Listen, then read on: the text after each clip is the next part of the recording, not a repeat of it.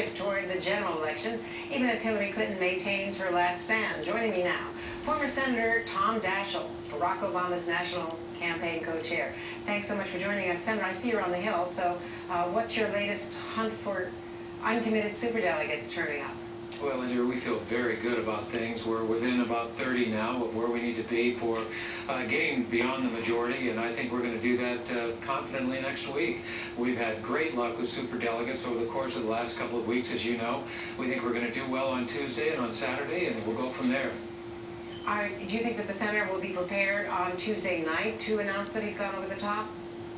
Well, I won't make any specific prediction as to what the date or the hour will be, but I do believe that sometime over the course of the next week, we're going to be in a very good position to claim at least that we've got the majority of the delegates. Obviously, it's not over until we get to the convention or until Senator Clinton makes the decision that she's now prepared to support a unified ticket, but we'll see how it goes next week. The Clinton campaign is still saying that they want 100% seating and 100% voting rights from the delegations from Florida and Michigan at Saturday's meetings. You have signaled, your campaign has signaled a willingness to compromise. Where is the magic number going to end up being? Is she going to get 100%? No, there's no way that the Clinton campaign or anybody, frankly, would deserve Barack Obama wouldn't deserve 100%. I'm not sure where that comes from, but clearly we're going to try to work out a way that will accommodate her. We're willing to go more than halfway to try to find some constructive resolution of this problem. Obviously, it's going to be up to the committee and to those who are charged with the responsibility of making this decision. You have both the allocation question as well as the overall size of the delegation, and that will be decided hopefully by Saturday. If it isn't decided, Harold Ickes, on the Clinton campaign's behalf, and a member of that Rules Committee, has suggested that he's not ruling out going to the Credentials Committee. What would be the downside to letting this go all the way to August? Well, the downside, I think, is more than anything, it's just a distraction. It doesn't give us the opportunity to come behind the nominee and to really try to unify the party. Time is short. I've been talking to people over the course of the last couple of days about things we've got to do to prepare for the convention and the general election, and it's very, very hard to do until all of these other issues have been resolved and satisfactorily put behind us. We can't do that if we go all the way to the Credentials Committee, and I hope that that won't happen. Senator, your campaign has alerted supporters not to come and demonstrate at the DNC on Saturday. The Clinton campaign has done exactly the opposite. What's the downside to having all those demonstrators outside?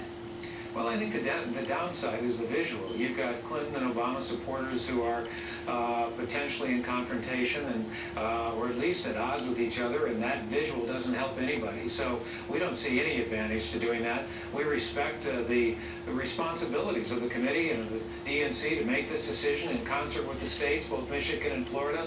We hope and expect that that will be resolved, and we don't need to be there in any other way than try to help them do their job. Would you like to see Senator Clinton and Senator Obama in some unity moment on a stage somewhere next week, holding up their arms, in contrast to what happened with Senator Kennedy and Jimmy Carter at the convention in 1980, which of course led, some believe, to the defeat of Jimmy Carter? Well, I predict that will happen, but obviously it's up to Senator Clinton as to when that moment will come. If it were next week, it would be terrific. The sooner it can happen, the better, but again, that's up to her. I think Barack has to earn that right to be on the stage and to raise the arms, and we're working on that. We're going to be at a point, as I said, where we will have the majority at some point, hopefully next week, and when that time comes, the rest will just hopefully fall in place as the days and weeks unfold. How is the progress going on talks about a running mate if Senator Obama does get the nomination? Lists being drawn up, people checking to see who's been naughty and who's been nice, and who qualifies and who comes from perhaps South Dakota with long experience in the Senate? First of all, Barack has to win the nomination, and that hasn't happened yet. It's presumptuous, I think, to get into what happens after that. Once we win the nomination, we'll be in a position to begin thinking about the next steps. But as I said, the sooner that happens, the sooner we can go on to the very important steps that we have to take in preparation for the convention and picking running mates and doing the kinds of things that candidates do. Do you see a role for yourself?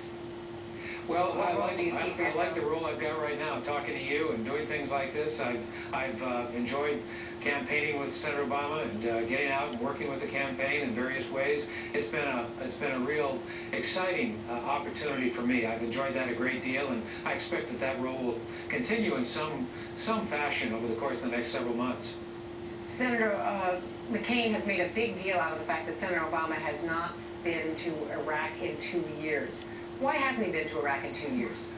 Well, I'd say that there have been a lot of things that he's done that are very important. Obviously, playing the role of United States Senator, attending the hearings, asking General Petraeus the tough questions that he did just a few months ago.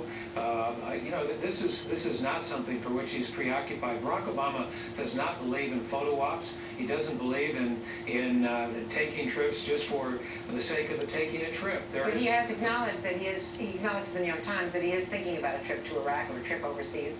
Well, I think is it now appropriate?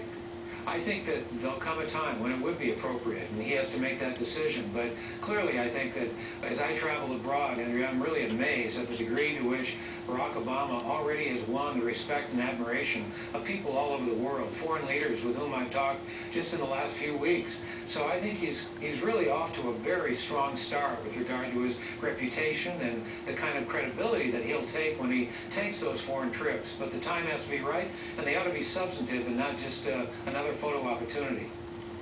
And what would be the downside of going with John McCain as his guide?